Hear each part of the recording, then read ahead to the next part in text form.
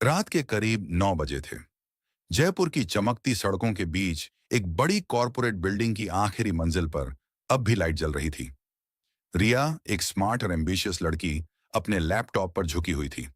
Office लगभग खाली हो चुका था। तभी उसके बॉस आर्यन कमरे में आए। ब्लैक शर्ट की फोल्डेड स्लीव्स और कॉन्फिडेंट पर्सनैलिटी उन्हें बाकी लोगों से अलग बनाती थी। अब तक रुकी हो? आर्यन ने हल्की मुस्कान के साथ पूछा। रिया ने नजर उठाई। प्रेजेंटेशन कल सुबह सबमिट करनी है, इसलिए। आर्यन उसके पास आकर खिड़की के सामने खड़े हो गए। बाहर बारिश शुरू हो चुकी थी। कमरे में सिर्फ एसी की हल्की आवाज और बारिश की बूंदों की रिदम थी। तुम बहुत मेहनत करती हो, उन्होंने धीरे से कहा। रिया हल्का मुस्कुराई, लेकिन उसके दिल की धड़कन तेज हो चुकी थी। वह कई महीनों से आर्यन की तरफ एक अजीब अट्रैक्शन महसूस करती थी। उनकी बातें, कॉन्फिडेंस और केयर, सब उसे उनकी तरफ खींचते थे।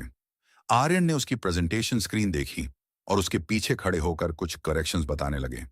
उनके इतने करीब आने से रिया की सांसें उलझने लगीं। उनकी परफ्यूम की खुशबू पूरे माहौल को और इंटेंस बना रही थी। तुम नर्वस लग रही हो, आर्यन ने धीमी आवाज में कहा। नहीं, बस थोड़ा टायर्ड हूं, रिया ने नजरें चुराते हुए जवाब दिया। आर्यन ने उसकी तरफ देखा। कुछ सेकंड तक दोनों के बीच सिर्फ खामोशी थी। फिर उन्होंने धीरे से कहा, रिया, तुम्हारी आंखें सच नहीं छुपा पाती। रिया ने पहली बार सीधे उनकी आंखों में देखा। उस पल में अट्रैक्शन साफ महसूस हो रहा था। बाहर बारिश और तेज हो चुकी थी और कमरे की हल्की रोशनी उस पल को किसी फिल्म जैसा बना रही थी। आर्यन ने उसका हाथ हल्के से थामा। रिया ने विरोध नहीं किया। उसके चेहरे पर हल्की घबराहट और एक्साइटमेंट दोनों थे। अगर तुम्हें अनकंफर्टेबल लगे तो मैं अभी रुक जाऊंगा, आर्यन ने कहा। रिया ने धीरे से सिर हिलाया। नहीं। दोनों के बीच की दूरी धीरे धीरे खत्म होने लगी। उनका रिश्ता अब सिर्फ बॉस और एम्प्लॉय वाला नहीं रह गया था। उस रात दोनों ने पहली बार अपने दिल की फीलिंग्स को बिना शब्दों के महसूस किया। कुछ देर बाद दोनों ऑफिस की बैल्कनी में खड़े बारिश देख रहे थे।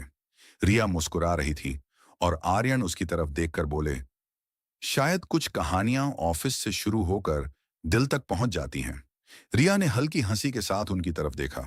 बारिश अब भी जारी थी, लेकिन उसके चेहरे